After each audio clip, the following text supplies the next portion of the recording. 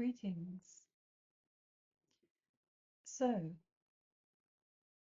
the programming, the systems, some call it hierarchy, patriarchy, inverted matrix, density, has led us to believe we are not enough, when in fact we are expansive, infinite, delicate specks of light, which is immense. That's right, we are small and wondrously mysterious. So we can do the we can do the dance of life. We can say, I do not have it all sorted or planned or figured out or mapped out. Can we be in the moment on this adventure with our hearts open, our minds open and curious?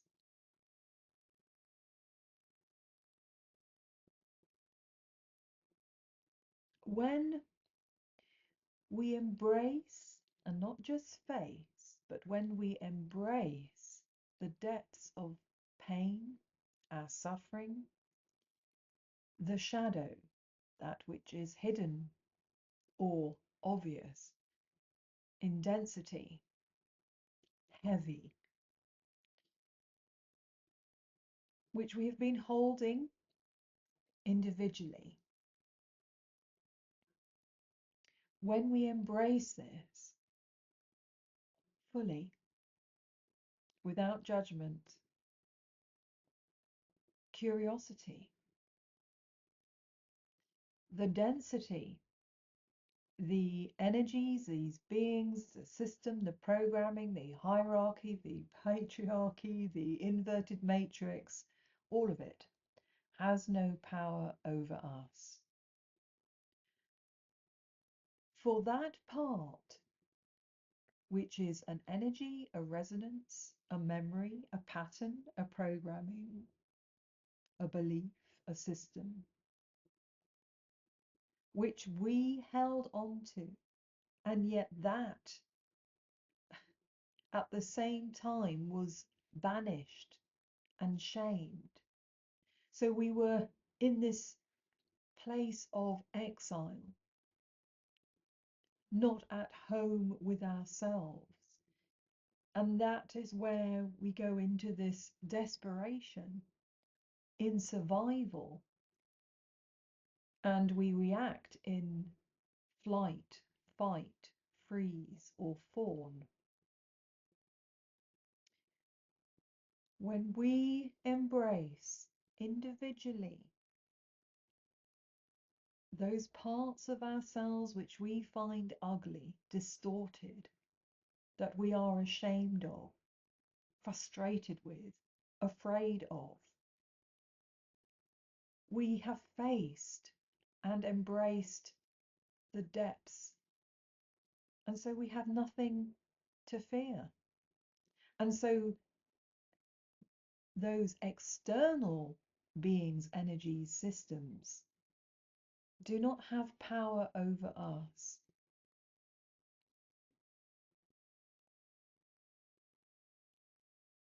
More and more of us are opening our hearts and feeling love and compassion for ourselves.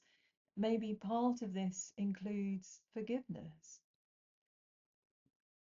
This is what I and I feel others mean when we describe New Earth or this new reality.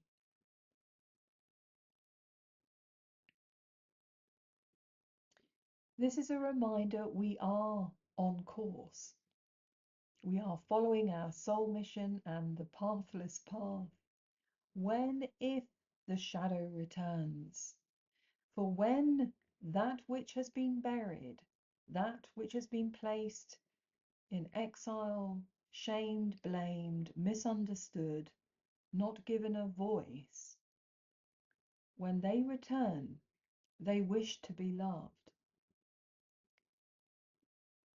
And so if we encounter human beings, other beings, in the physical, non-physical here, energies that are in reaction, in fear, in density, on automatic programming, in limited beliefs, that may wish to pull us down again because they are not able to access source vitality, because when we are in density, we shrink energetically. We become narrow-minded, and that's not just a strange metaphor. That actually is descriptive of what occurs. We not only limit our imagination, our visioning, our curiosity to learn and explore. There is a narrow vision. We become blinkered, and it's an energetic way of being. And so the way through is gentleness, softness. It's a completely different resonance, maybe, to what we are used to or those around us are used to. We step back from the polarity of division and separation and conflict, of right and wrong, black and white.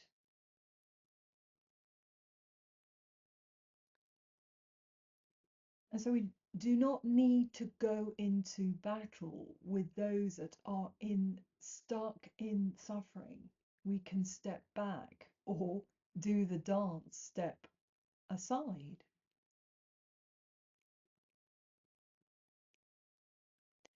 And so we are moving and shifting and maybe dancing into a place of being where we are receiving and giving, resounding in love, where we know we are more than enough because we are those specks of light, which light is immense.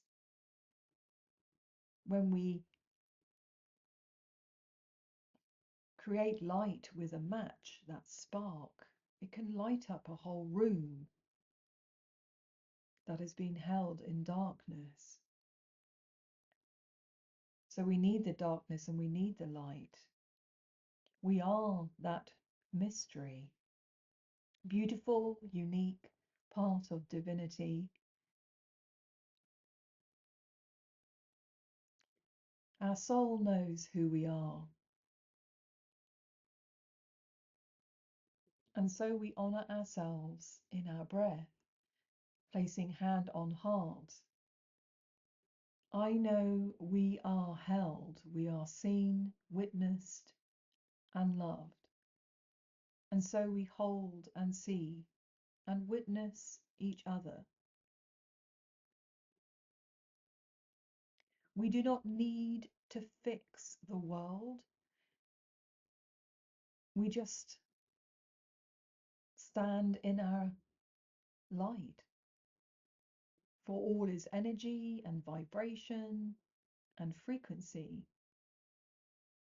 You know, we know when we meet other people, especially those who we have not met before, we feel their energy. We are either repelled or drawn to certain people. It's not about where or how their features are, where their nose is set or big or small, though the inverted matrix tries to tell us that it in fact is all about what is on the surface layer,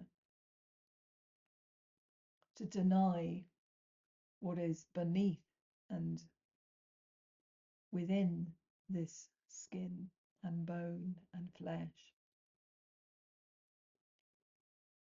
We are made of this earth. actually the shape of birds, trees, and even the human species, even if or whomever did create this human species, we actually did continue to evolve. And so the human species responded to their environment. And so we have diversity between those who live in the north and the ice lands or winter lands to those who live in the hot desert lands. We are shaped by the environment, and these codes, these memories, are carried within our DNA.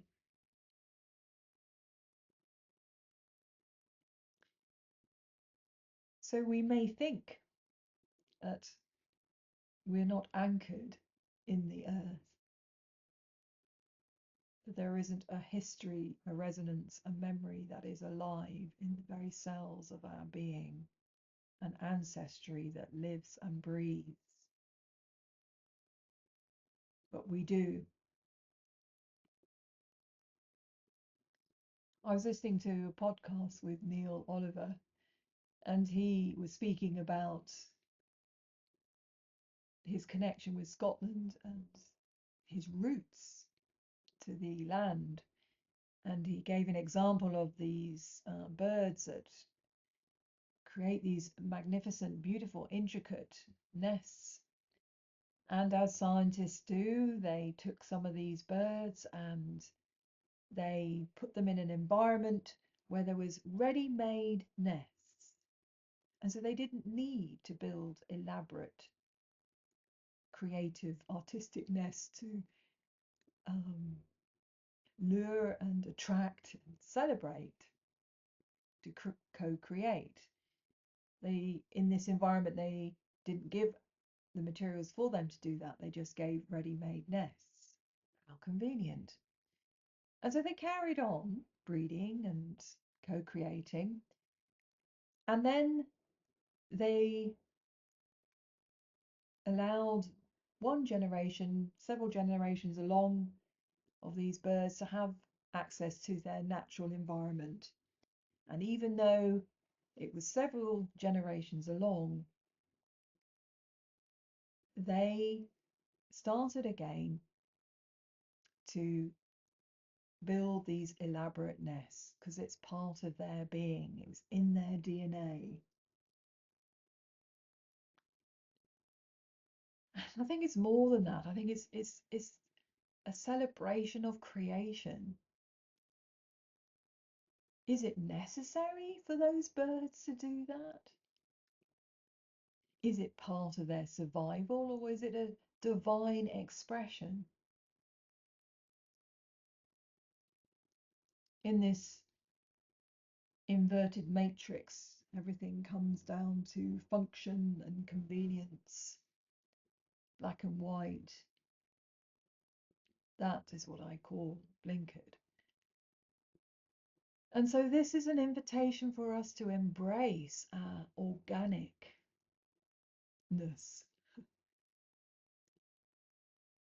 In nature, there is not perfection in the face of the human face. Left and right sides of the face aren't perfectly in perfect symmetry. There's something that's slightly off. And trees are shaped by the different elements, depending on where they have seeded and rooted themselves. And yes, I say it like that because they do have sentience.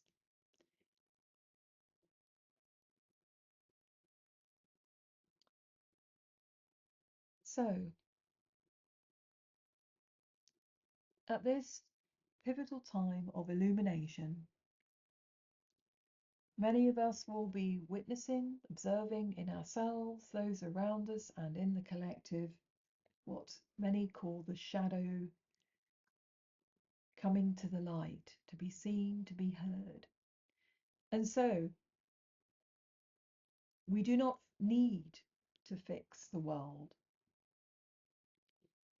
We maybe do not even need to fix ourselves or each other.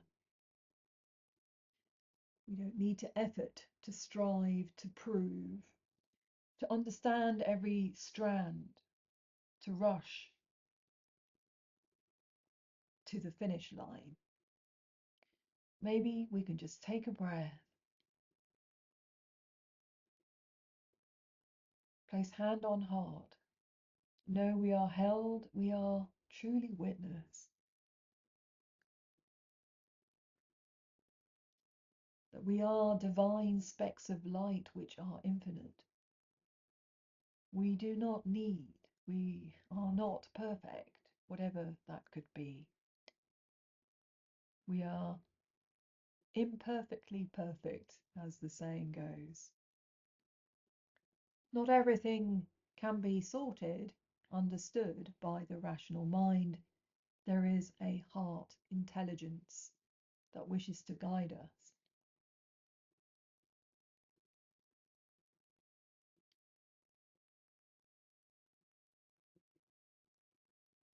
So we can just take a breath, step back, or step aside, do a dance, even find humor, curiosity, patience, grace, love, humility, compassion. As we take a breath, we pause, and those blinkers dissolve. We're not crushed, distorted in the heaviness and the density. There is space to breathe and explore. Sending all of us always lots and lots of love. Thank you for listening.